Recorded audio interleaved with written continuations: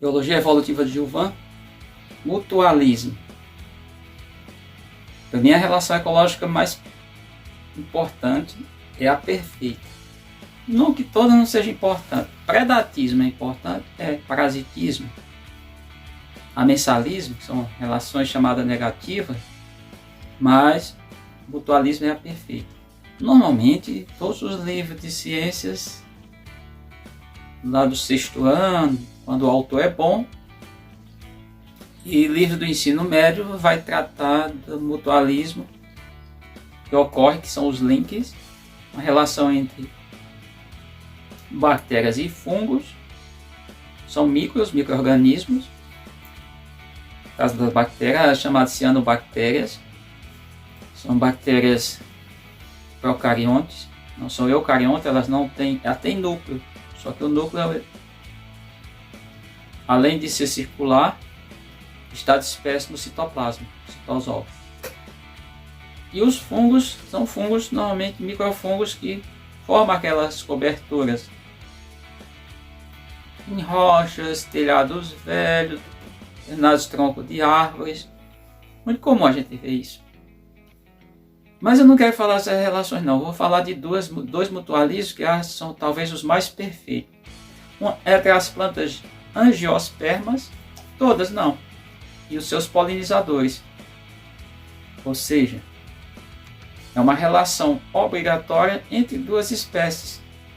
Claro, nós temos diferentes tipos de espécies, mas estou falando, vamos entender, como polinizador. O polinizador precisa do alimento que a planta produz. Exemplo, as abelhas. Várias vespas, algumas borboletas, muitas moscas, alguns pássaros, pequenos répteis também podem acontecer, alguns anfíbios. O que acontece? A planta, ela produz esse alimento porque é a maneira que ela tem para se reproduzir. Ela chama, inclusive ela produz. Eu vou pegar um exemplo, tem um IP chamado IP verde. Por que esse IP recebe esse nome? Esse IP normalmente está relacionado às flores. São mais de 100 espécies. É um IP que tem a flor verde. Aí você diz, peraí, que aquela é a corola, é a estrutura que é formada por pétalas, a outra parte externa é formada por sépulas, não pétalas. Normalmente as sépulas são verdes, mas as pétalas com a cor que se destaca bem. E nesse caso,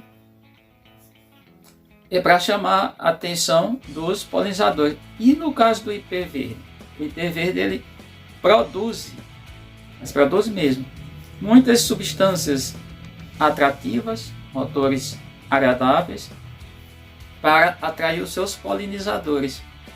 Isso é bem interessante. Então, a planta depende do seu polinizador depende da planta para se alimentar. Então, esse é um tipo de mutualismo obrigatório, importantíssimo. Ou seja, tem o chamado mutualismo não obrigatório, eu trato só como protocooperação. O organismo pode se encontrar na natureza, trocar benefícios, mas não vive também sem acontecer essa questão. Tem outros casos perfeitos, também na natureza, é o caso do cupim. Todos os aqui já devem ter visto, ouvido falar de móveis, cobertura das residências, entre outras, ser atacada por cupim. O interessante, o cupim come madeira, mas não faz digestão. Você perguntar, peraí, se ele come madeira e não faz digestão, e aí? Como é que fica? No intestino do cupim, cupim genérico, com várias espécies, vive um protozoário chamado triconinfa. Ele não come madeira, mas faz a digestão da madeira. É celulose. É um polissacarídeo, é um polímero em tese. E aí, nesse caso, o que acontece? Ele vive ali, faz a digestão para o cupim, pega uma parte do que ele precisa, libera os nutrientes para o cupim. É assim que acontece. A triconinfa do intestino do cupim mata o cupim, ele fora do intestino também morre.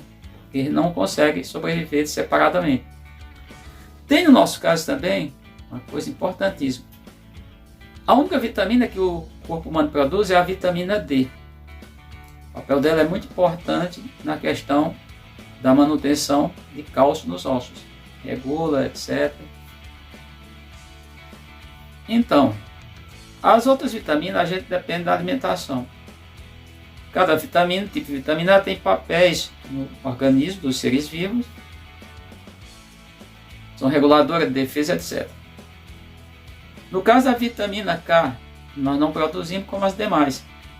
Essa vitamina K, o que acontece? Tem 4 tipos de vitamina K.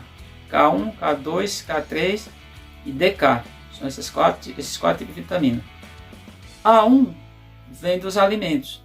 Alimentos, uma pequena parte de origem vegetal, a maioria de origem animal. A K2 aí é que entra uma questão interessante. Nós não produzimos, não vem dos alimentos em si. Quem produz? Micro-organismos. Bactérias somente gram-positivas que vivem no nosso intestino. E leveduras, os Saccharomyces. Aquele gênero de microfungos. Bactérias, por exemplo, como o caso da Escherichia coli, deixo o nome delas aqui para vocês, dela no caso, da espécie, para vocês, produzem a vitamina K2, mas principalmente leveduras. Inclusive é interessante que nos alimentos já tem esses micro-organismos que produzem. Então, no nosso caso específico, essa questão é mutualística. É mutualismo porque nós não produzimos vitamina K, dependemos da vitamina K. O papel da vitamina K é um coagulante. Você está falando, mas coagulação não é ruim, não entope os vasos, não. Estamos falando de tromboses. Pode chegar uma embolia pulmonar, não. Estamos falando dessa questão. Nós estamos falando que na coagulação, se a pessoa não tiver vitamina K, acontecer uma lesão, ela vai continuar sangrando por muito tempo, vai ter problemas sérios por conta disso. E aí é uma interação de vários componentes do sangue, mas entre eles está a vitamina K, para formar o coágulo, para ocorrer o que? Estancar, teoricamente, ou seja, parar de sangrar.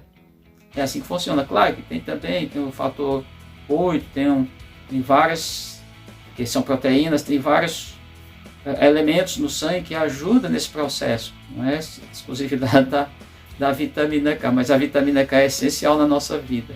Não dá para viver sem vitamina K. Pode ser também as demais vitaminas. Acontecer a vitaminose, qualquer tipo, reposição medicamentosa, forma medicamentosa.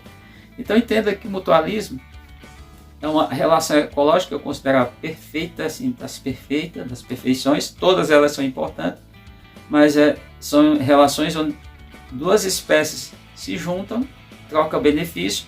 Detalhe que elas não sobrevivem sozinhas, isoladamente. No caso, esses micro-organismos não vivem fora do corpo humano, eles vão óbito, morrer. E, claro, vivem outros organismos também. E nós dependemos dessa vitamina, logo o organismo ele está nos trazendo benefício e está obtendo benefício. Entendido? Então pode perguntar à vontade, se vocês tiverem qualquer dúvida, é que a gente traz as informações na medida do possível.